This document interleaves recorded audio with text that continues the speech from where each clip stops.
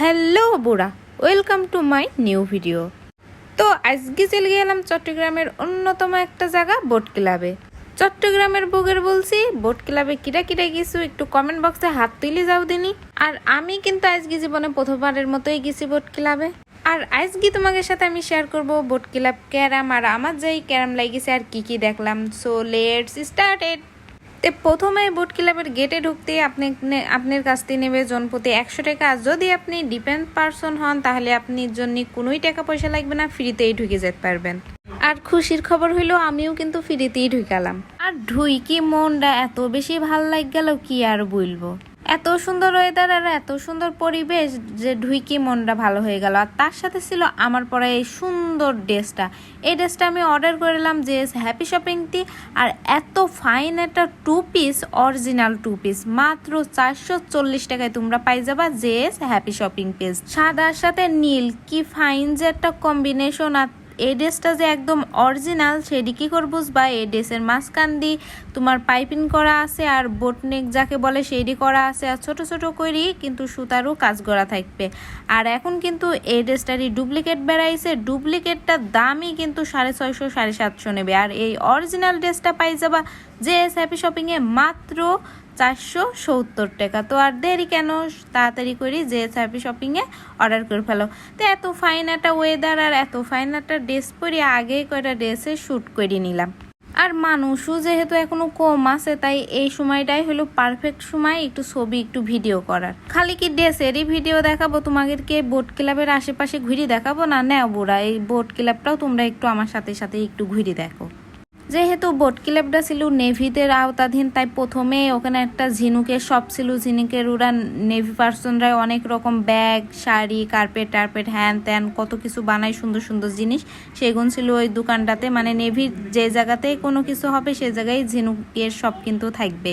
আর তারপর ছিল সুন্দর একটা ফাইন একটা রেস্টুরেন্টে বসি তুমি পাশে কর্ণফুলী নদীর ভিউটাও দেখতে পারবা, ছোট বড় অনেক রকম জাহাজ দেখতে পারবা। আর বাচ্চাদের খেলার জন্য পাশে ছিল খুব সুন্দর একটা পার্ক। যে আরাম ফাইন জায়গা সে আরাম ছিল নদীর ধারে, একদম উড়িনি যাওয়ার মতো বাতাস।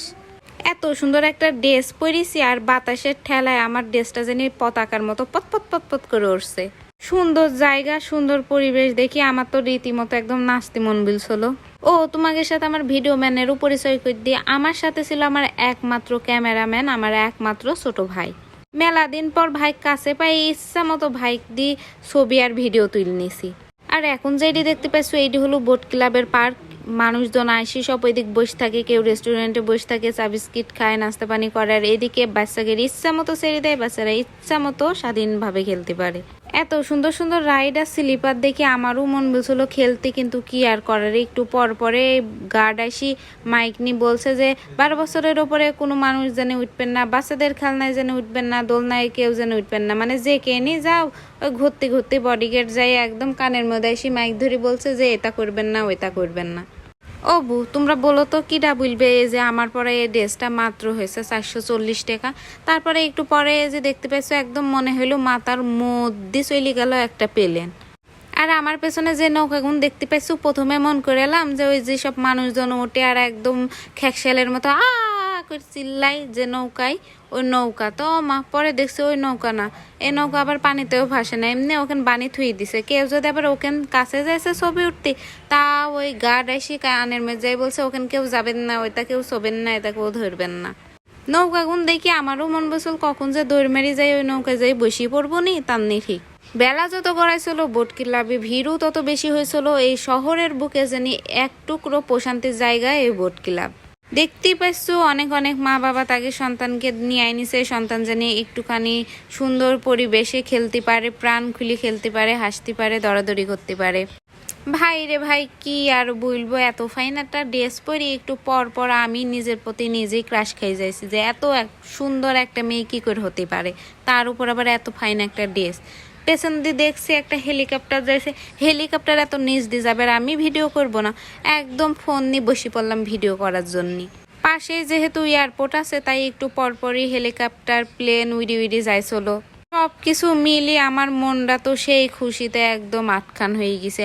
আর খালি হেলিকপ্টার কেন, প্লেনও তোমাকে দেখাবো। এ দেখো নাও প্লেন। এবার একটু পর আসে আমার একদম আমার মাথার নিচ দিয়ে চলে গেল, আর আমি ফোন তুলি বলতে লাগলাম আমার লইয়া যাও প্লেন।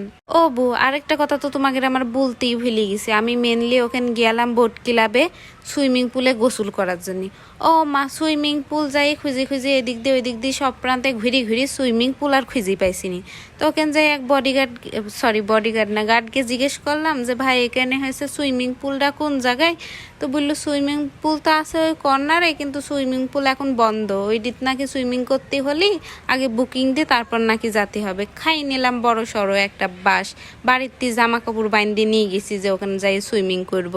তো এভারেজ মিলি বোট ক্লাব আমার কাছ থেকে ভালোই লেগেছে। তোমাকে কেমন লেগেছে প্লিজ কমেন্ট করে জানিয়ে দিবা।